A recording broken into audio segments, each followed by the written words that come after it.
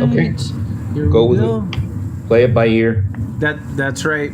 Play it by ear, and we'll figure it out. I think we're good enough. We can figure it all out. Hi everyone. Welcome to the Mechanics Chess Social. Friday at noon. I'm Abel Talamantes, chess director of the Mechanics Institute. With me is Dr. Judith Starre, who's general manager of the club, and we have a very, very special guest, someone who I've known for quite a few years, but has been in the chess business for, I think, over 3 decades. It's Dr. Alan Kirshner from the Weibel chess program. How you doing? I'm doing great today. Thank you guys for having me. Yeah, thanks for coming on. Welcome, Alan. Yeah, thanks for coming on the show. And I just did something sexist. I said you guys. I'm sorry, Joe. That's fine. So you caught yourself. So you. I caught myself. I do that from time to time. And actually, what kind of inspired me to reach out to you is because I just read that you might be retiring after how many years at Weibel? Was it 33? This would have been the 33rd year. Wow. And before we get into how all that began, because that's something I'm really curious about, what inspired that decision and what's going into its continuity? Well, this year I'll be 83. There's an extent to how long I'm going to be around. The Weibel program's been going for 33 years, and as much as I'd like to continue it, forgetting the situation right now, my feeling was that I had to prepare somebody to follow through, especially if it should happen during the year. Right. And so gave it some thought. There were a couple of programs that really wanted Weibel, as you can imagine, with 170 to 240 kids in the one school. Yeah, huge program. Let me go back to something I just jump back on a thought. You said I've been in the chess business. No, I've been in chess business. Right. As quote. Right. Wrongly stated. Weibel is under the PTA. Right. It is a different structure than. I'm just playing games here. Yeah. But in any case, back to the question, which made me think about it. The fact is that I was worried about a business group coming in. My fear was that they would use their program, their ideas, and to a large extent, most of them, if not all of them, are what I call revolving door businesses, chess businesses. They go in, they teach the same things each year, maybe a little better, once in a while, if you're large enough, maybe 2 different levels, but they're more interested in the money often than the quality, although the quality can be there, it's maybe an unfair statement. But in any case, I was lucky enough that there was another father there who was interested to take over. And he's got 2 daughters. I think you may know them. Sarah Kunjara and Sabrina. I'm sure that they've probably been at the mechanics. Yeah. And his name is Kui Kunjara, and he had played chess in Indonesia. He had the same kind of love for the game that I have. And he said that, he'd be willing to take over the program, and he'd prefer to do it with a chess committee of parents that had worked under the PTO. And that was, to me, perfect, because then it remained Weibel chess. Right. And agreement also that they would maintain the same goals and mission that I had established within the program. And so I thought about it and decided that, that was a good way to go. And it would certainly have a transformation era where they would shadow me to learn everything I did and how we work with the PTO, Parents Teachers Organization. And of course, that was supposed to be this year. Schools shut down. At this point, this would have been the last year for me. It may still be, but at one point, whenever the schools do open, at that particular juncture, I don't think even then we'd actually be able to get a program in there. I think the social distancing might prevent it. But I did not want to teach online with Weibel. It just didn't have the same flavor. Now, Yeah, I'm sorry. Go ahead. Yeah, my 8 or 9 instructors that I have at this juncture, they're all doing chess teaching online on their own. There are many, many programs that have online classes. It wasn't something I was going to do, and in fact, we finished up the program at the end after the schools were closed on March 13th in Fremont. Finished it up online with our instructors, and I found the experience not very comforting, to say the same, and certainly wasn't fulfilling to me. And It wasn't the same as in the classroom by any means. And is Fremont doing? They've already decided that they're going to do online for the school. Oh yeah, Fremont decided a few weeks ago that it would be all online. That they would not open the schools until the virus pretty much had died in its expansion. And at that point, they would take a vote. So it appears that, if anything, it'll be out the first semester, maybe even the second. And the continuity of the program that you're planning with the QUI and the committee, and is it the instruction's going to continue online? No, that was my point. No, as far as I'm concerned, the online classes just do not work with 15, 12 kids, sure, even 10 kids. And especially, you can't really interact. And the whole point of any school team, club, is the interaction between the children. They have to feel that sense of community. Sure, the team, Yeah. And I found that especially with our girls program. So they are close, and that's part of the reason we've had so much success. But I'm sorry, I'm going ahead. No, so tell us about your program is not just a local power. I mean, this is a national championship powerhouse program that competes at the national level for the national championships. How many national championships does YBEL have? Well, we have 2 open championships, and that is the big tournament that pulls 2,500 children or more. Right. That's held, in the spring, and we have 7 girls national championships. Most of them, all of them, after 19 year I go, show my age, after 2011.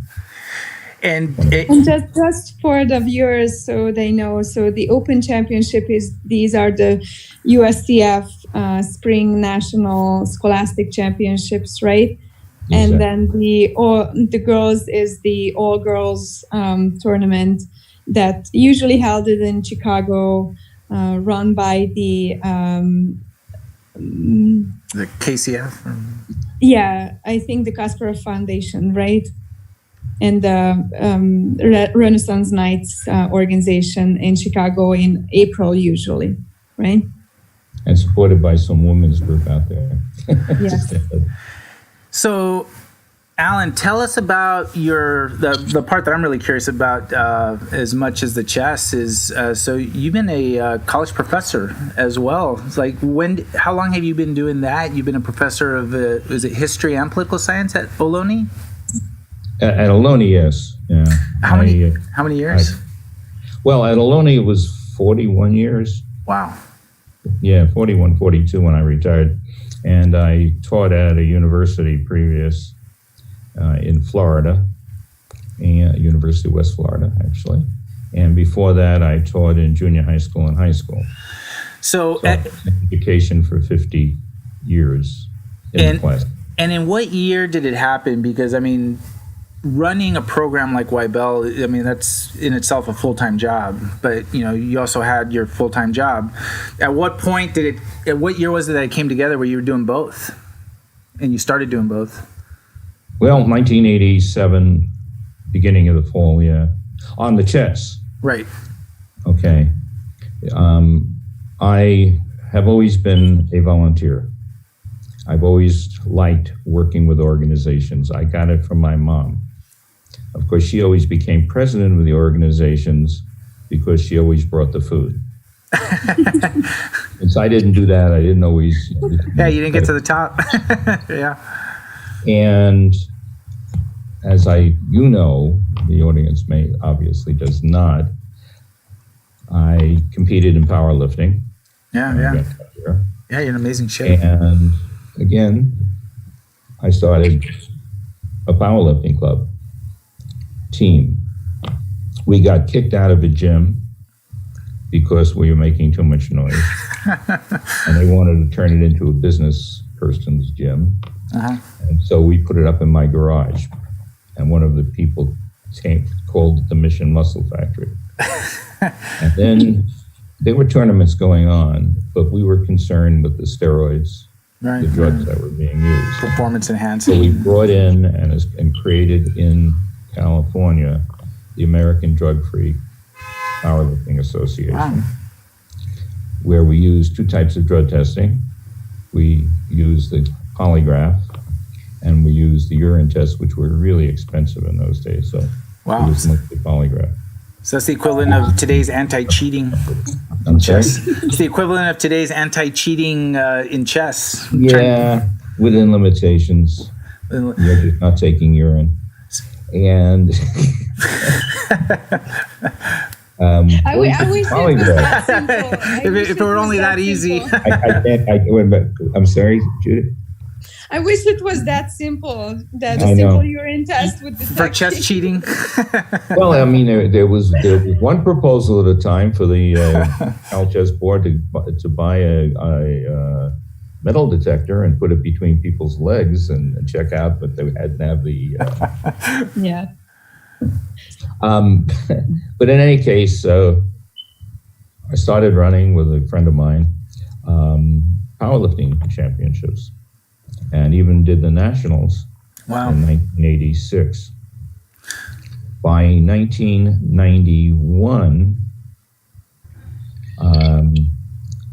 I decided that the nationals were a little too much. It's kind of heavy weights, you know? Yeah, literally. And setting up platforms, and we were getting tremendous larger groups than anybody around the area. Yeah. And, you know, we did catch people from time to time. Sadly to say, still don't understand why they were trying to compete when they knew they were going to be drug tested, but that's all right. They always think they can beat it. And probably some did. And at that point, I decided lifting chess pieces was lighter.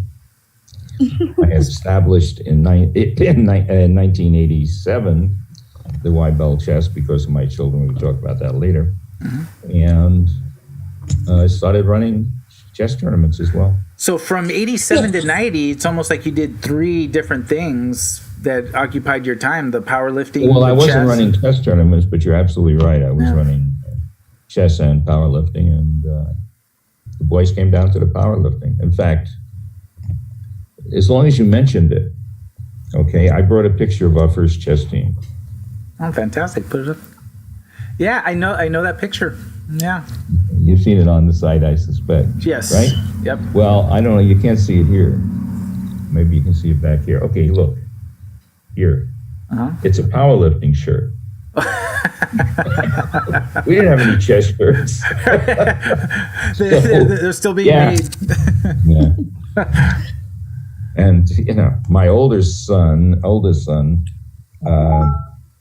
at the time was in his teens. And he's not obviously in the chess thing, but he actually, you know, helped us and competed and actually refereed at times. So it was a lot of fun. But as I said, I moved away from that, stopped competing myself. And then in 91, I was pretty much just chess. So what was it about the Y Belt program that it was able to blossom and recruit as many kids? I mean, was it just the organization? Was it the sense of camaraderie and team spirit that you built in, or was everything combined? Or what was it that allowed you to? Yeah, I would say everything combined in a sense. What it was, well, first of all, and to be, you know, somewhat candid, the area here is an affluent society. But when I first came to Fremont, it was working class money. People owned McDonald's, lots of them. They owned window washing companies from San Francisco. And to be honest, very few of those kids went on to college. They had their parents' businesses to fall into. Yeah. Okay. But the community began to change. And we began to have immigrant groups coming in. Silicon Valley expanded out into the area. And there was a greater interest in education. In fact, I was taken away when I came to California in this area with the fact that not many kids went off to school.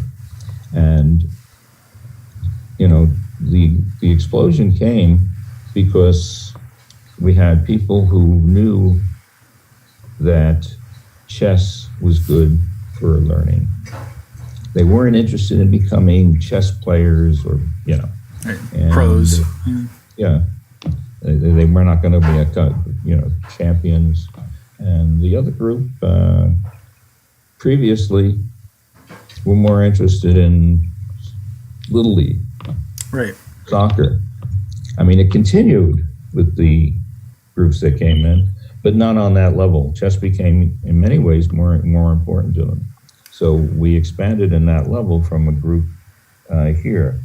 Now, you may have seen in the picture that one of the players is a boy from India, and the other is a girl from China. And as you can see, we started with the girls right away in the team, and that was our first state championship in 1989. And the team came in fourth.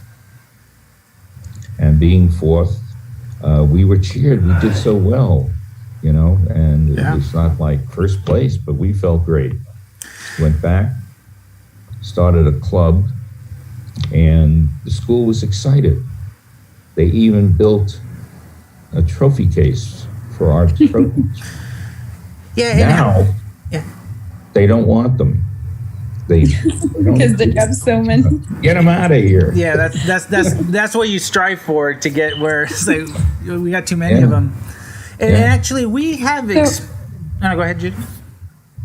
So your program is a very unique or very strongly thought out, very carefully thought out, strong program. It combines both classes, attending classes, being in your specific level, as well as required tournament attendance. So can you tell us a little bit about how you came up with this program, your specific Weibel program that has, how many years did it take you to come up with this, and why do you put emphasis on tournament attendance? Well, we didn't.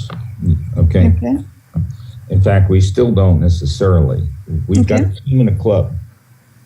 Okay. When we got into large numbers, we realized that some people wanted to compete. Well, let me go back a little and give some background. That may be the best to do. Okay. My father taught my brother and I chess when I was 7 years old. He was 2.5 years younger. Mm-hmm. He's still 2.5 years younger. But in any case, I got into chess because it was the only thing I could ever beat my brother at, literally. You know, the young brother keeps beating you at everything, be it Monopoly or, whatever. So I got excited by it, but, I was not a competitive chess player. I just loved it. Spent time, playing it from time to time, but I never studied. Didn't even know about the United States Chess Federation. I'm not even sure it existed back then. I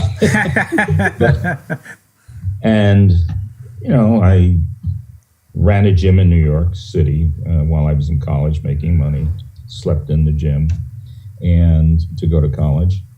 And came in a grandmaster, my first knowledge of anything. And I played well, I guess. He came in, kept playing with me. And he wasn't teaching, we just played. Mm-hmm. I'm sort of regret he never really used teaching. We played, I would say, 100 games or near it. Wow. I lost 99. But you got one. Well, you won one. I won one at the end, and the strange part is he gave me his chess set, and he never came back. Oh, is that right? Yeah, it's just, a great story. It's an amazing thing in my life. And so obviously, since my dad had passed on chess to me, I began to pass it on to my kids. And I've always, as I said, been a volunteer. When my older boy was in school, I was always on the PTO, PTA, going in, helping, and even teaching gymnastics after school. Is that right? Wow. That was before the chess. Now, Alan, there was no chess in the area. Some schools may have had it here and there. This place was vacant, almost. Mm-hmm.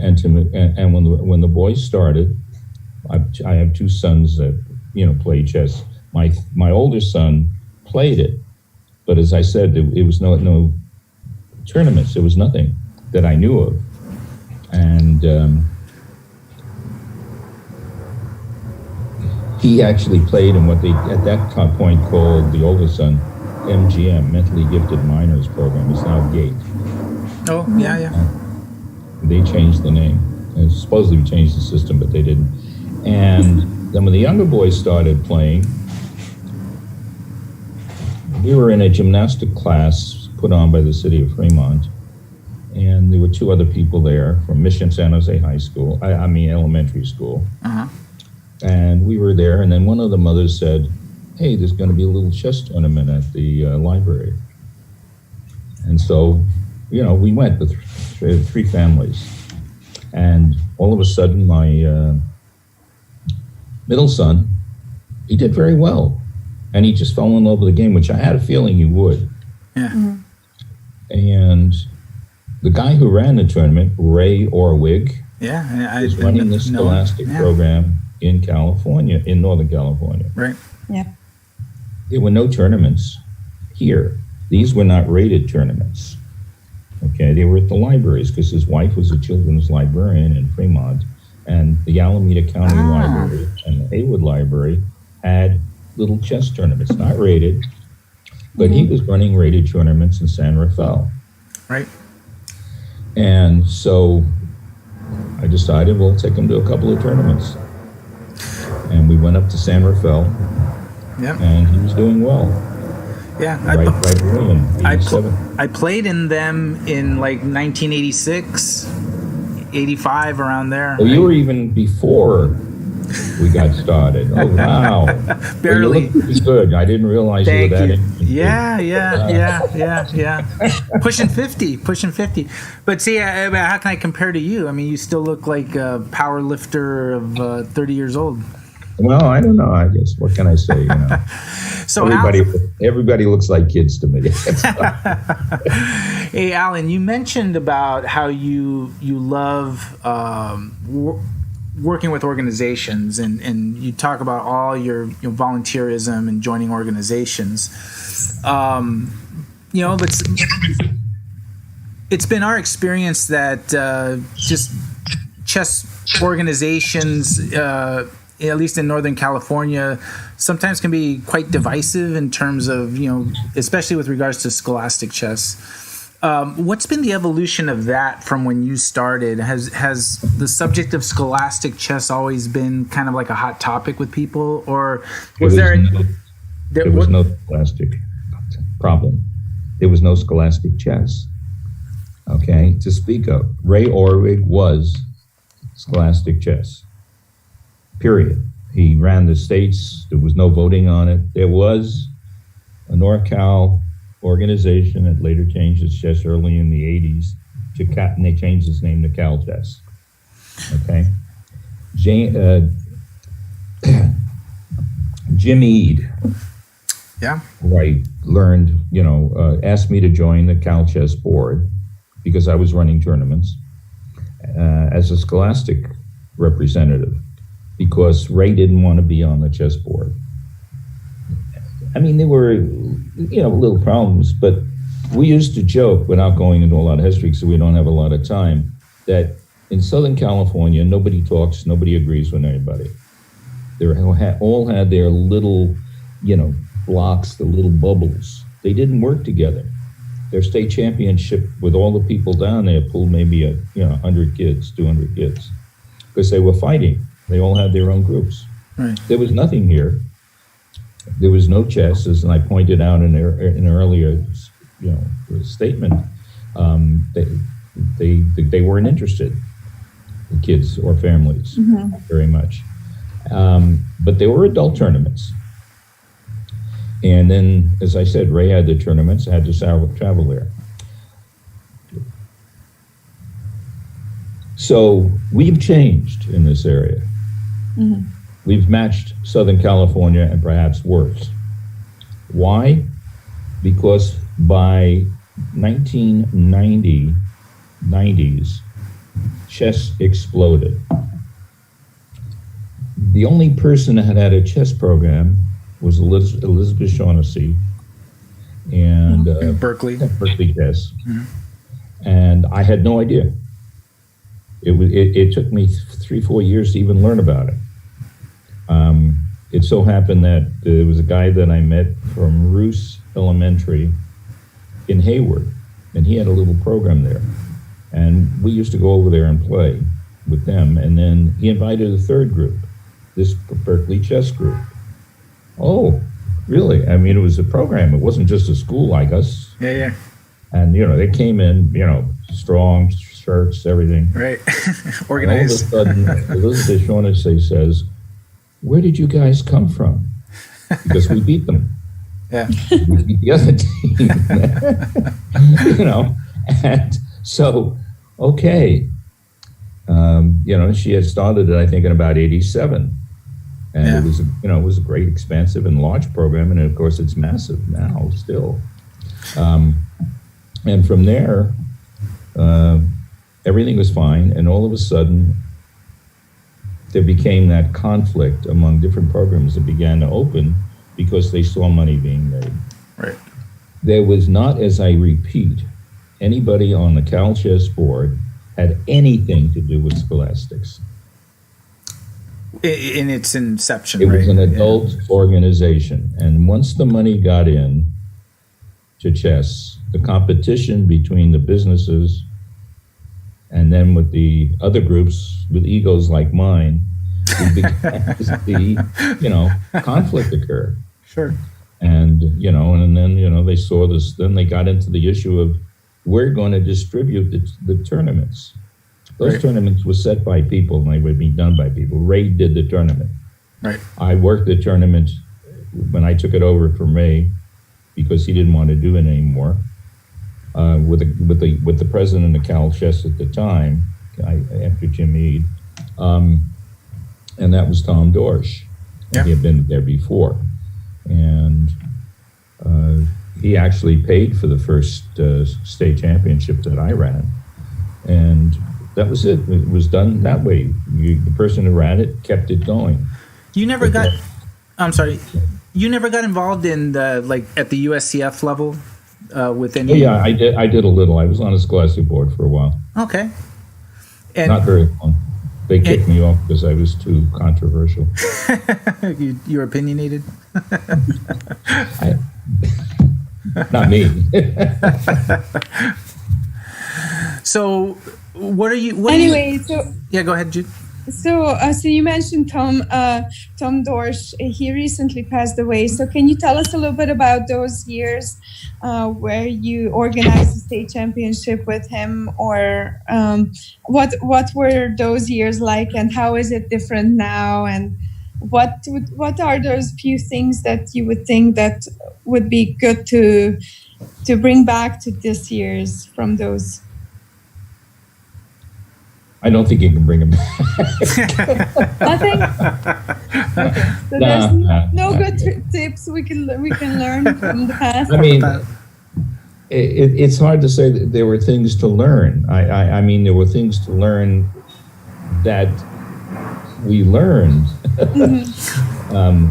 But the fact is, it's grown so massive. Yeah. Okay. And the fact that it's massive. And there are so many groups and there's so many chess is going to continue to create those problems. Yeah. All right.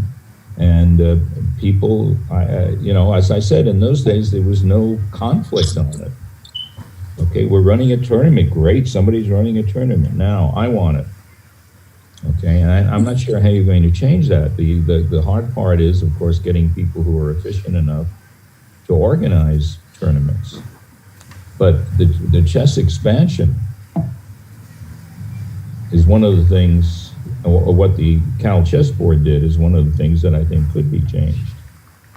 They were involved in supporting Scholastic Chess, even with no Scholastic people on it, because they actually set up an organization which Jim Eade helped in getting boards and pieces for the schools. Yeah. Yeah, right. Okay. And that helped. They spent money helping organizations, bringing people in education. I don't see that today. Just I see the money going out or sitting. Just like the philanthropy of chess. Yeah, there was philanthropy, and they were happy to to do the organ. Oh, okay. I'll give it another way. When I got into the Cal Chess organization with Jim Eade wanted a journal, a good journal. There had been a journal before. He still wants a good journal. Yeah, exactly. And he paid for it. Okay, and they won many awards. And of course, I wrote for it, and even had a couple of pictures in it. And won awards for the pictures from the chess. What is it called? Journalist organ. Cal Chess. I mean, California. National Chess. Chess journalists of the, actually Judith's a part of that, I think. And nice glossy imaging, and it gave us a sense of the organization. And I set up websites, and I'll tell you, I'm still upset, about one thing, or two things maybe. I set up two websites, one for Cal Chess and one for Cal Chess Scholastics. The Cal Chess Scholastics was where everything for the chess tournaments was done. The articles dealt with Scholastic Chess. I sold the websites to Cal Chess. Okay? It was okay. One, the Cal Chess website has not been kept up, although there's been some improvement. And the Cal Chess Scholastic website has disappeared. Okay, everything now is being done by the organization, the business that takes over. Everything is done to advertise their business, not Cal Chess. Right. So, yeah. So the Scholastic Chess grew, and you were able to grow the Culture State Championship, the Scholastic State Championship. I think the highest number is still under your leadership, right? I think 1,300 or 1,400. Well, I was getting close. We send in the other areas like they're doing now, the Blitz and other things being rated. So it was about 1,400 players total. 1,400, yeah. That's incredible. I mean, that's a massive amount of kids. Like, I remember the year where we had close to 1,300 together with the Blitz and everything. And people have to worry about, kids being lost, right? And so have you ever had any funny stories during the tournaments where you had to solve unexpected problems? I'm sure you have a few. Well, I think the one expected problem that was really the biggest, okay, that I've ever experienced, and you never did, thank God, was we were at the convention center in Santa Clara, and I get a report that some of our kids drove one of their tractors through the wall of the convention. Oh my goodness. How was that? Their tractors. Well, the things that pull this stuff around. Yeah, right. Yeah, the cars. They got on it and drove it. All right. We were getting the convention center for $5,000 for 1,400 kids or whatever. Because when we started, we met this guy, and I say we, Tom and I, whatever, and later. And he was older than I was at the time. I think he was 89, and he wanted to leave something for Santa Clara. And he knew the guy at the convention center, and so we set it up under his name, the tournament itself. Yeah. That's lost because we won't go into the details of politics and why that's lost. But that's obviously, they're paying full price. And, okay, $20,000, $30,000 to rebuild a wall, no insurance really to cover that. Yeah. I was panicking. Turns out they were not our kids. They had come across Great America. Nice. And, my heart dropped. So that's the only which big round story. was it? We had problems with people calling the fire department on the phones there. So we learned very rapidly to have parents out by all the phone booths. Now we don't have to worry about it. You wouldn't have to worry about it because they got it on their little. Yeah. They get the alert. Yeah. But so we learned some things, but nothing strange that we would say. No, we had some kids climb on some stuff. Yeah, but I think that's kids climb, right? But nothing new to them. Ruin the escalator. Have to shut it down.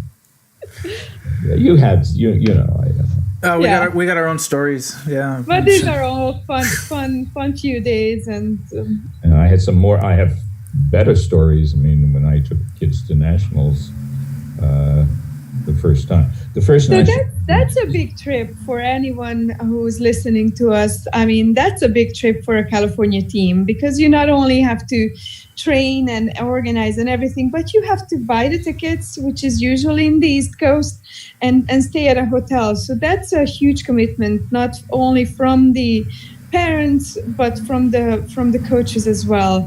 So at what point did you decide that it's time to take up that commitment and go to nationals? Well, it started in 1994 because the nationals were held in San Jose. Yeah, that was... They weren't held in some places. And obviously we brought a good-sized team. Yeah. And, we did okay, but never, near first. And it's fourth, always the highest or low. In some of the lower division classes, we thought we were going to win one. We were ahead of all the tournament. And then they found somebody who had cheated and had changed the standings, and we came in second at the end after it was over.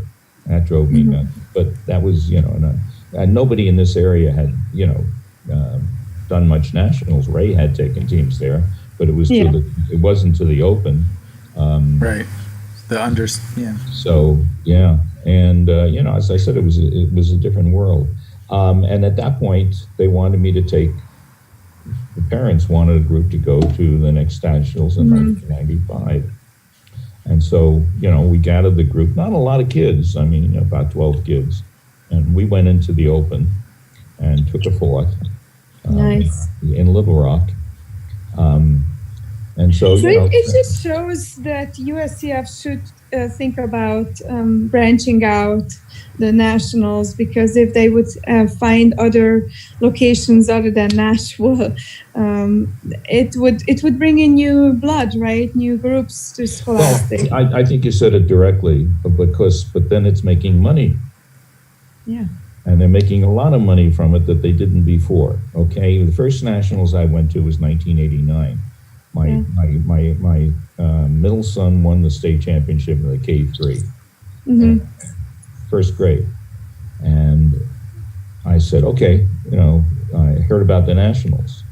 Then I read the book from Searching for Bobby Fischer, and it scared me. It wasn't like the movie. The father was, wouldn't let him go swimming at the tournament because he had to be studying chess before the games. And it was held in Phoenix. And we walked around, they had all these vendors out there, lots I paid 30, 40 vendors. It was like beautiful. It was in a stadium. And, when the chess, began to expand with the Scholastics, and they took it over. I like traveling to these places. There are places I would never have even thought about going. You know? But we saw all kinds of things. You go out to some areas and you go visit the museums while the kids were playing chess. Yeah. Make a whole trip out of it. You know, I get tired of Nashville. I get tired of, Dallas. I don't know. So Alan, what are you going to be doing with your time now that you're taking a step back out of the YBL program? I never have a problem finding something to do. What mischief are you going to get yourself into? It's funny when I retired from teaching in 2012. People kept asking me, "What are you going to do? What are you going to do?" And my response was, "I'm going to get on Facebook." Of course, I was joking. I had no intention of going on Facebook and Twitter. I haven't done that yet myself. But I did. Yeah. Because my sister was on and showing things. And I'll tell you the truth. I enjoyed it because I was in contact now with students I had 40 years ago, or things of that nature. Well, you're doing it for the right reasons rather than... Yeah, I mean, it was an interaction. Bragging about what you're... I never went on Twitter because I could never write things in 160. You'd be restrained. There was no way. I still do photography. I still do weightlifting. I still read. And at this point, I've got no plans for organizing anything else or causing trouble anywhere. And seriously speaking, I mean, with someone that's done what you've done with the YBL program, and you have a friendly competitive rivalry with another school there, which probably friendly competitive, okay, or let's just say competitive, but it serves both of your interests because it makes you each better.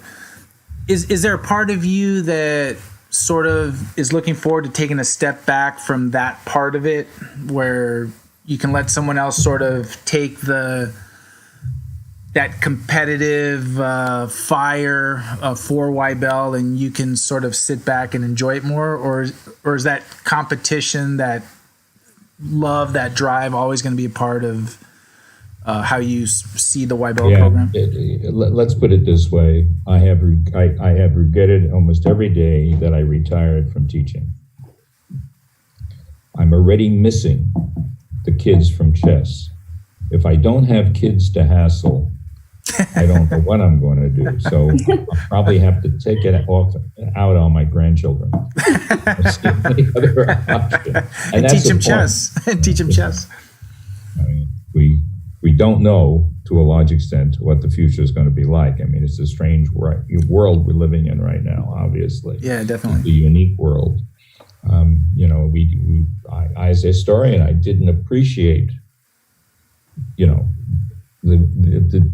1918 virus, the Spanish flu, as it was called. Yeah. And you just didn't see that in the history very much. I mean, it was there. The Black Death was there, but to feel the impact of it, right, and how it does stop you from all of these things, that's, frightening to me, especially in the later years of my life.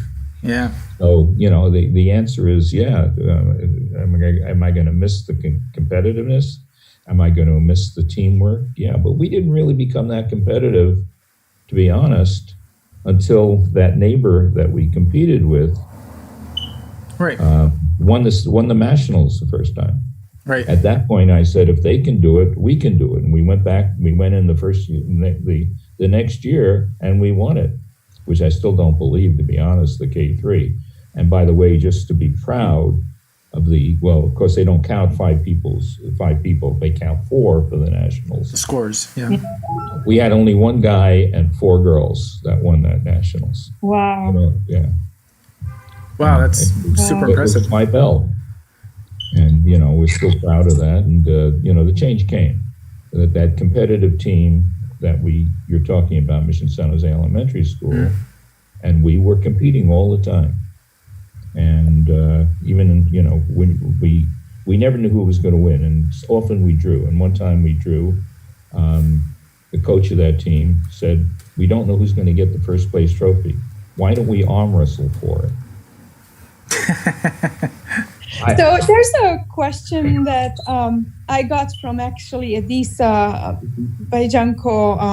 I was recently on his podcast, and would be curious of your answer. So what do you think about girls in chess, and why is it that they are it's so hard to get them to chess and then keep them to chess? And what's your solution to not for Weibel, but for all the rest of us? Not for Weibel, but for Weibel solution. Weibel has solution, right? Well, I think we've been successful because, as I said, so what's your secret, and why is the national? We've set a tradition so the girls are there. Number one. Number two,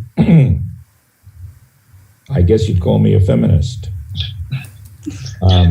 In the word that I felt it was important to make sure the boys didn't go around calling the girls cootie kissers or saying, "Oh, it's just a girl, we're going to play." That was never allowed. Mm-hmm. Okay.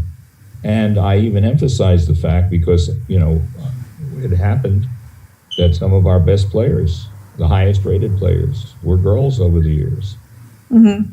Okay. And, that's made a difference. So the other element was the camaraderie that occurred among the girls at that point. And so that spirit that developed, I'll never forget the first time, that Berkeley Chess wanted to play our girls and set up a base, and we won all 15 of the games in the tournament with them, and they didn't want to play us anymore. But Elizabeth has been a major figure in women in chess and girls in chess, and so that's always so her reaching out and wanting to play with you guys. That's something. So so basically, your advice to those programs who would like to attract more girls is to create a team spirit for girls within the class. Or what other? And being sure that they stop any of that bullying. Yeah. Okay. And I feel like we notice that less and less now, and maybe that's the work that like that you've been doing, and actually it goes to like a bigger thing. At Mechanics, we frequently have a lot of older players that normally are seeing now influx of kids playing regular tournaments, and we've had players be hesitant to want to play tournaments that have kids. But Jude and I have been noticing that you don't really see that much where a kid will act inappropriately or unsportsmanlike towards an adult that they've won. When Jude and I have seen it, we correct it right away. But I've been sort of proud at the way the kids in our community, especially given how many there are, play pretty respectfully with older players and show good sportsmanship and have that. So I like that it's sort of ingrained in the chess culture with the help of a lot of organizations like yours of how to conduct themselves when playing with adults. Yeah. Well, I mean, that's another thing that's interesting. You're talking about kids playing with adults.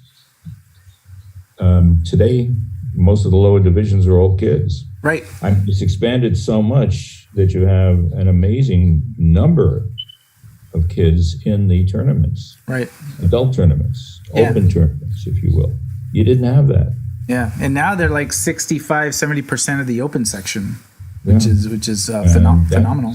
That is amazing. I mean, we didn't have the tournaments, so the kids went to adult tournaments. So my kids. Yeah. But it's a dramatic change, and it used to be that the adults, when they played a kid, it was hard on them because if they lost, oh my God, I lost to a kid. And if they won, oh God, I stepped on that kid. I beat that kid. I felt bad about it. I don't think there's any adult today that feels bad about beating one of the kids. No, not at all. And vice versa, right? Which is good to see because, I mean, it really shows the uniqueness of the game. It's, it's for everyone, and we all treat each other the same, or at least we should. Well, Alan, I just want to say that, I've known you for a few years, and it's been great seeing you with your kids at the tournaments and events. And as soon as I saw that, you were taking a step back, I knew I wanted to talk to you and talk more about it. I know you're always going to be part of that program, but it's been great to know you and see what you've done with the program, and whatever mechanics can do to sort of just help out the program, just in terms of whatever we can do, just let us know, because it's fun to see Scholastic Chess. We're big fans of Scholastic Chess, and it's just an honor to know you and a pleasure to talk with you. And maybe we'll get you back on the show somehow again sometime, talk about something else. I'll tell you, I miss you too and your organizational ability. And we didn't get a chance to talk about the problem of organizing the tournaments. And I'm looking at two people who have done an outstanding job.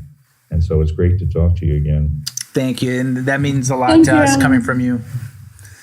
All right, Alan. Thanks for coming, Alan, and congratulations to all you have done. And special congratulations to your grandson. It's always fun to see the chess passed on generation to generation, and you're certainly doing a great job in that. So. Well, as I wrote Abel, my middle son beat me at 8 years old and never played me again because I was too too weak. I'm lucky my grandson has not beaten me yet, and he's 9. So soon enough. He's online a lot. Definitely improved teaching chess.